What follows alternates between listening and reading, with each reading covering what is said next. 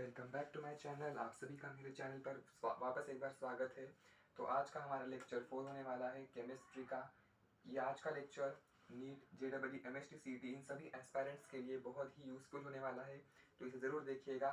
तो हम सीख रहे थे आईयूपीएसी नॉमेनक्लेचर।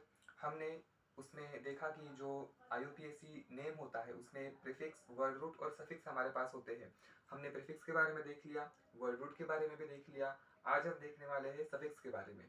तो सफिक्स जो है हमारे पास दो टाइप के होते हैं, primary suffix and secondary suffix.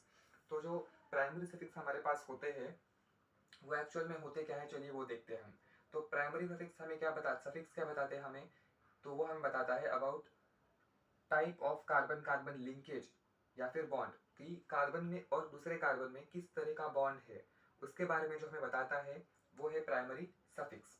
तो जो प्राइमरी सफिक्स होता है वो हमारे पास 6 ऐसे हो सकते हैं अलग अलग तरीके के। मेन तो 3 ही है हमारे पास, लेकिन मैंने यहाँ पे आपको 6 लिख के दिए हैं फॉर कन्वीनियंस। ठीक है, तो चलिए देख लेते हैं। जो पहला है, अगर कार्बन और दूसरे कार्बन में सिंगल बॉन्ड हो तो उसे हम बोलते हैं एन। जो प्राइमरी सफिक्स होगा वो होगा एन। जैसे कि हम बोलते हैं इथेन, जिसमें कार्बन कार्बन सिंगल बॉन्ड होता है, इसीलिए हम एन बोलते हैं। ठीक है। सेकेंड, हमारे पास अगर कार्बन और कार्बन में डबल बॉन्ड हो तो हम बोलते हैं इन। अगर कार्बन और कार्बन में ट्रिपल बॉन्ड हो तो हम उसे बोलते हैं आइन। अगर कार्बन और कार्बन में ऐसे दो कार्बन डबल बॉन्ड वाले हो तो उसे हम बोलते हैं डाइइन। डाई मतलब दो बार इन, डाइइन।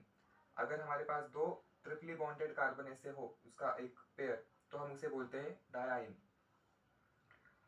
और अगर मेरे पास एक कार्बन कार्बन डबल बॉन्ड की पेयर है और एक कार्बन कार्बन ट्रिपल बॉन्ड की पेयर है तो उसे हम बोलते हैं कार्बन कार्बन डबल बॉन्ड के लिए इन और कार्बन कार्बन ट्रिपल बॉन्ड के लिए आइन। दोनों को अगर हम ऐड करें तो जो बनता है वो है इनाइन।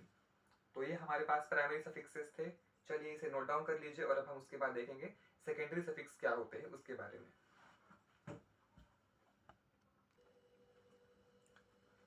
तो चलिए आपने नोट डाउन कर लिया होगा।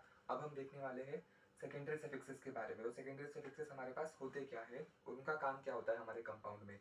तो सेकेंडरी सफिक्स क्या करते हैं, it tells us about functional group present in the compound. यानी कंपाउंड में जो फंक्शनल ग्रुप प्रेजेंट होता है। अब फंक्शनल ग्रुप क्या होता है आपको सवाल पड़ा होगा, लेकिन जब हम फंक्शनल ग्रुप का नॉमेनक्लेचर सीखेंगे तब हम क्लियर कर लेंगे कि फंक्शनल ग्रुप होता क्या है। फिलहाल के लिए इतना याद रखिए कि फंक्शनल ग्रुप उस कंपाउंड को केमिकल प्रॉपर्टीज प्रोवाइड करता है, यानी उसकी डिफाइन करता है केमिकल प्रॉपर्टीज। ठीक है, तो वो फंक्शनल ग्रुप होता है। तो हमें फंक्शनल ग्रुप के बारे में बताता है सेकेंडरी सफिक्स कि उस कंपाउंड में कौन सा फंक्शनल ग्रुप प्रेजेंट है। जैसे कि कुछ एग्जांपल्स हम यहाँ देखते हैं, बाकी के एग्जांपल्स हम जब एक्चुअल में सेकेंडरी सफिक्स मतलब एक्चुअल में जब हम फंक्शनल ग्रुप का नॉमेनक्लेचर सीखेंगे तब हम बाकियों के भी सेकेंडरी सफिक्स देख लेंगे। फिलहाल के लिए हमें सिर्फ इतने ही नोट डाउन कर लेने हैं और आगे बढ़ना है। तो यहाँ पे जो OH फंक्शनल ग्रुप है उसके लिए हम ऑल ये हम सेकेंडरी सफिक्स यूज करते हैं। जैसे कि एग्जांपल है मेरे पास C2H5OH, इसे हम इथेनॉल बोलते हैं। तो लास्ट में जो ऑल है वो ये इंडिकेट करता है कि इस कंपाउंड में OH ये फंक्शनल ग्रुप प्रेजेंट है। लास्ट में सेकेंड हमारे पास है कीटोन फंक्शनल ग्रुप। अगर कीटोन फंक्शनल ग्रुप प्रेजेंट होता है तो हम ओन यूज करते हैं। एग्जाम्पल प्रोपेनोन है मेरे पास। अगर अल्डिहाइड फंक्शनल ग्रुप प्रेजेंट है कंपाउंड में, यानी कि C डबल बॉन्ड OH, तो मैं उसके लिए अल ये सेकेंडरी सफिक्स यूज करता हूँ। एग्जाम्पल है इथेनल। फोर्थ मेरे पास है डैश NH2, यानी इसे हम अमाइन बोलते हैं, प्राइमरी अमाइन स्पेसिफिकली, और उसका एग्जाम्पल है मीथेन अमाइन।